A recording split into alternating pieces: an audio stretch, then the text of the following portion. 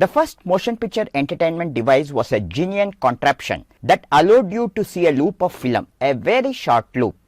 The inaugural batch of Kinetoscope shipped from West Orange in April 1894, 5 to Atlantic City and 10 to Chicago and 10 to a small storefront in Manhattan, a former shoe shop near Herald Square, soon to become the world's first commercial kinetoscope parlor. They were setting up the machines, getting ready to open, and curiosity seekers had gathered, and they decided to let them in to give the machines a try. And it turned out to overwhelm them. The public poured in. The novelty of the thing was incredibly attractive. This is Sudhindra SG and welcome to the 5th episode of the FTII workshop on the history of cinema. And today we are going to have a look at the world's first full-fledged cinema entertainment system called the Kinetoscope.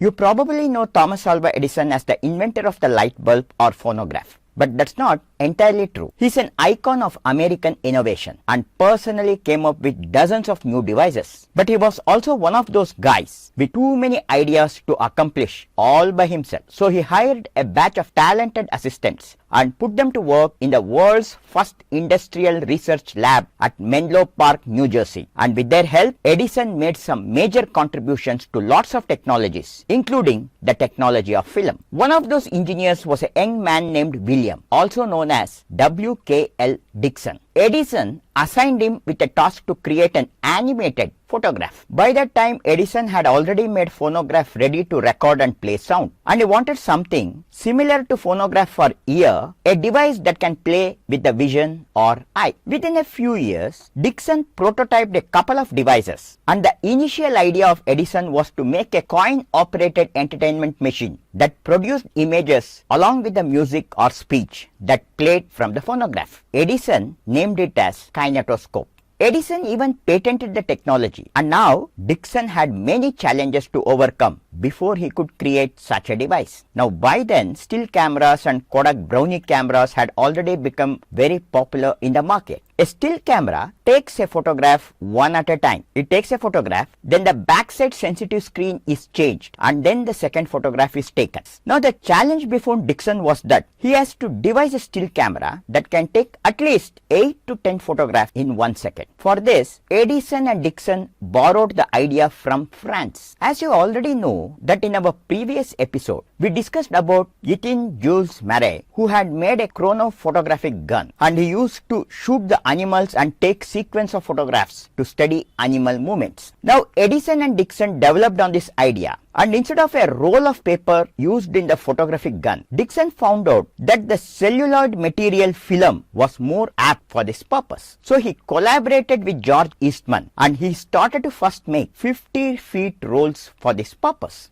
Now they needed a technology that can expose an image on this roll, then move it by a distance of 1 frame. Then the camera should expose the next photograph, and later this cycle should continue. For this, Dickson cut holes along the edge of the film and eventually called it as sprocket holes. Then he fashioned an intermittent stop-and-go mechanical gear device. He got this idea from the way a second needle rotates in a pocket watch. This device was a wheel with tiny teeth that grabbed the perforated film strip by the holes and pulled it forward. The teeth used to pull the reel in 1/8 of a second and then stop the reel in front of the lens for 1/8 of a second. And in this 1/8 of a second, the camera would expose the image. And after 1/8 of a second, the strip was again pulled, and this intermittent motion helped the camera to capture a series of still images of any action that was happening in front of the lens. Later, in another device, these images were projected to the eye one after another at a fast pace, and that created the illusion of motion. Once the prototype was ready, in 1881, Edison unveiled his prototype for the kinetoscope at the National Federation of Women's Club in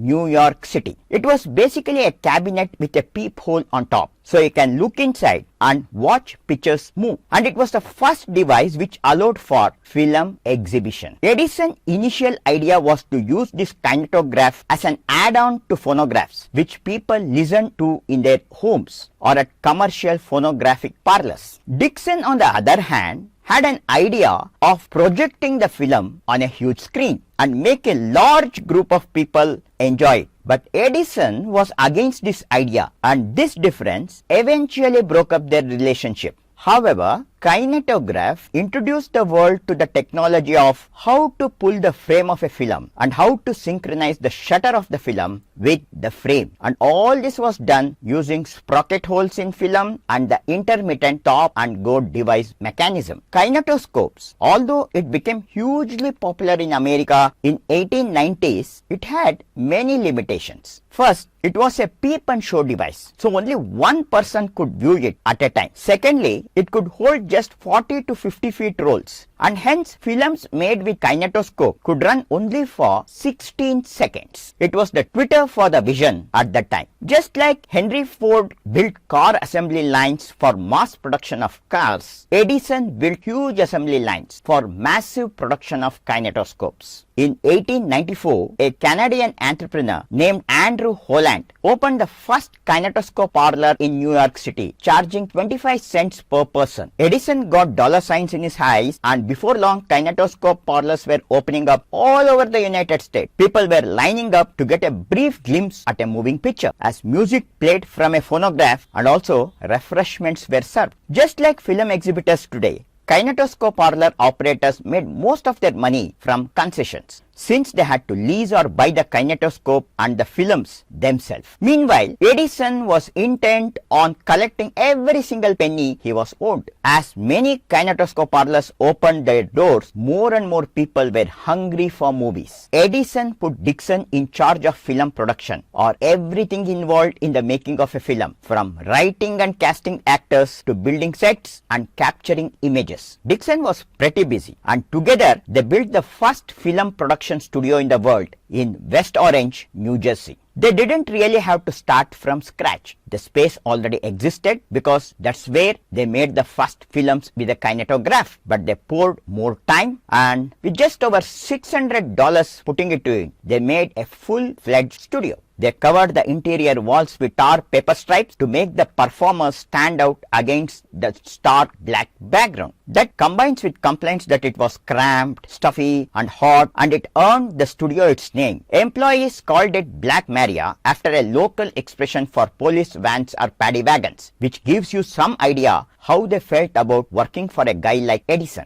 William Dickson served as the producer, director and camera operator for hundreds of kinetograph films from 1893 to 1895. Most of them featured vaudeville performers and slapstick physical comedy, favoring movement over story. The vaudeville circuit was the mass entertainment of the 1800s to the 1930s, before radio was widespread and before movies came along.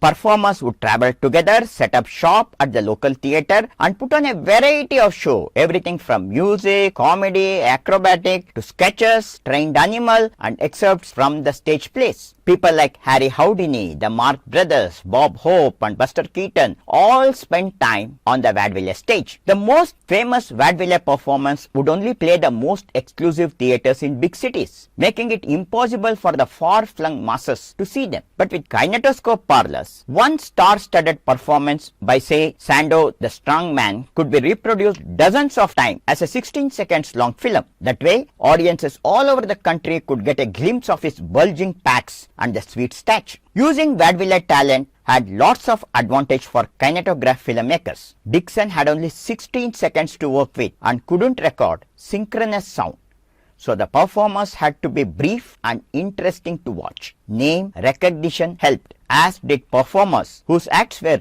reliable and well rehearsed. Plus, there were lots of them, and a steady supply of talent helped meet the growing demand for content unleashed by the kinetoscope. However, as said before, kinetoscopes had their own limitations. First, the kinetograph was static. The camera couldn't move. It was too big and required electricity to run. So you could only shoot movies from one perspective. Secondly, the kinetograph required a lot of light. So it could only capture images well when the sun was shining in New Jersey. Third, the kinetoscope peephole viewing system meant that only one person at a time could watch a movie. That meant a lot of waiting for your turn to watch, limiting the number of customers a kinetoscope parlor could admit each day.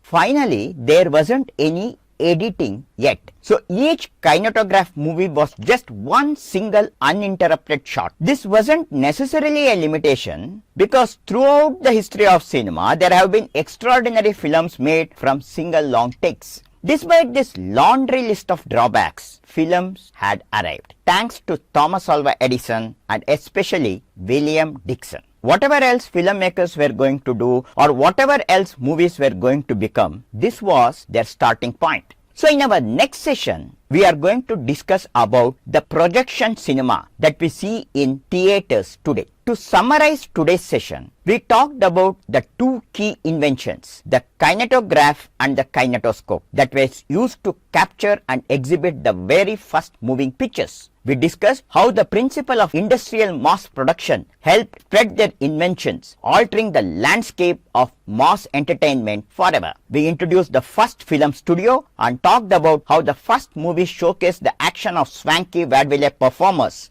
rather than stories. And next time we will learn about the first projected movies and how entire audience of people began experiencing motion picture altogether.